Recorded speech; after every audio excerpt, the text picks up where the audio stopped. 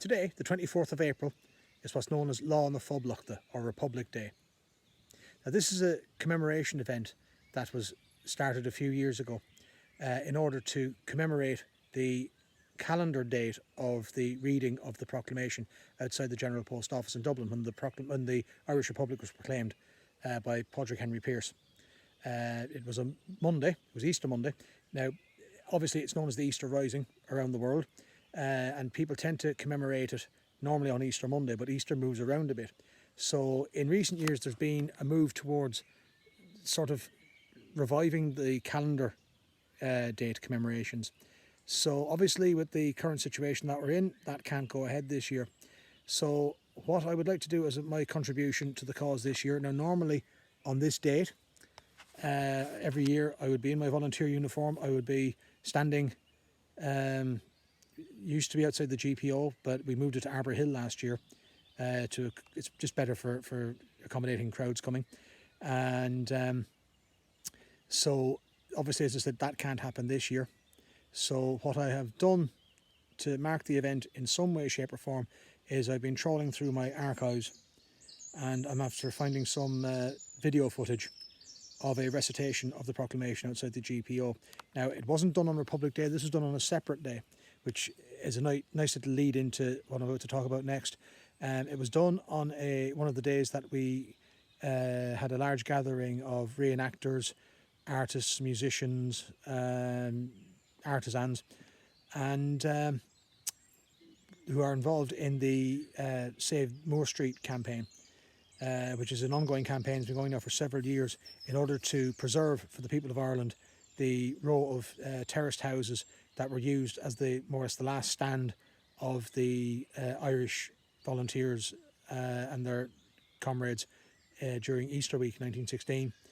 There are plans afoot. Our government wants to develop it in some way, shape or form, and there are a growing number of people that are getting involved with the campaign now in order to preserve and protect and even renovate and restore that section of Moore Street to be owned and enjoyed and used and visited by not only the citizens of the Republic but also people from all over the world. If you want to get involved with the campaign, there will be a link in the description to show you how to get involved, to contact the people involved. Before the lockdown and after the lockdown, they're there every Saturday with a petition on a table outside the buildings on Moore Street. And if you could go down and give them a hand with that, or just go down and sign the petition and get involved that way, it would be a huge help. So the following, as I said, is a recitation of the proclamation taken at a Save Moore Street campaign event outside the GPO last year. It will suffice, hopefully, to commemorate today, the Republic Day, Dhia An Phoblacht. Nílimíd. Thank you very much. On Easter Monday, the 24th of April, 1916, Padraig Henry Pearse, Commandant General, Irish Volunteers, and President of the Provisional Government of the Irish Republic, recited the following proclamation from this very location.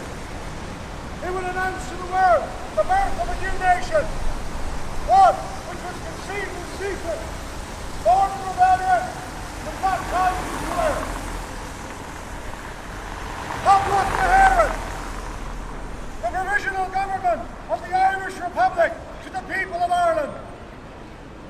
Irish men and Irish women, in the name of God and of the dead generation from which she receives her own traditional nationhood, Ireland, through us, summons her children to her flag and strikes for her freedom.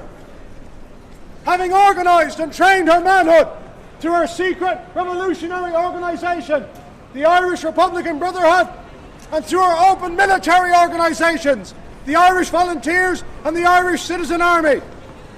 Having patiently perfected her discipline, having resolutely waited for the right moment to reveal itself, she now seizes that moment and, supported by her exiled children in America and by gallant allies in Europe, but relying in the first on her own strength, she strikes in full confidence of victory. We declare the right of the people of Ireland to the ownership of Ireland. and to the unfettered control of Irish destinies to be sovereign and indefeasible.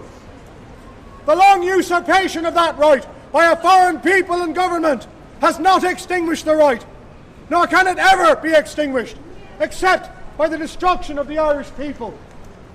In every generation, the Irish people have asserted their right to national freedom and sovereignty.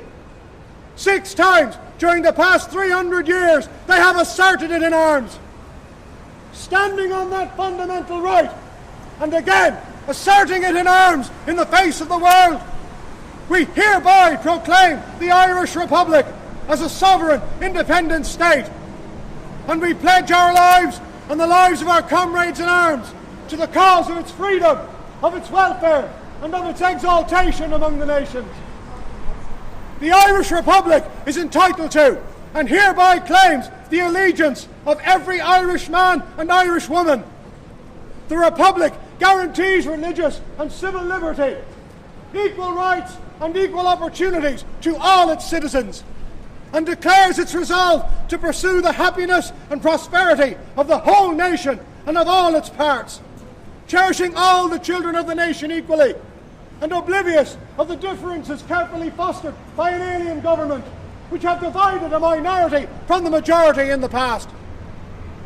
Until our arms have brought the opportune moment for the establishment of a permanent national government, representative of the whole people of Ireland, and elected by the suffrages of all her men and women, the provisional government hereby constituted will administer the civil and military affairs of the Republic in trust for the people. We place the cause of the Irish Republic under the protection of the Most High God, whose blessing we invoke upon our arms. And we pray that no one who serves that cause will dishonour it by cowardice, inhumanity, or rapine. In this supreme hour, the Irish nation must, by its valour and discipline, and by the readiness of its children to sacrifice themselves for the common good, prove itself worthy of the august destiny to which it is called. Signed, on behalf of the Provisional Government, Thomas J. Clarke, Sean McDermott, Tomas McDonough, Padraig Henry Pearce, Eamon Cant, James Connolly, Joseph Mary Plunkett. Dhia An Phoblacht. God save the Irish Republic!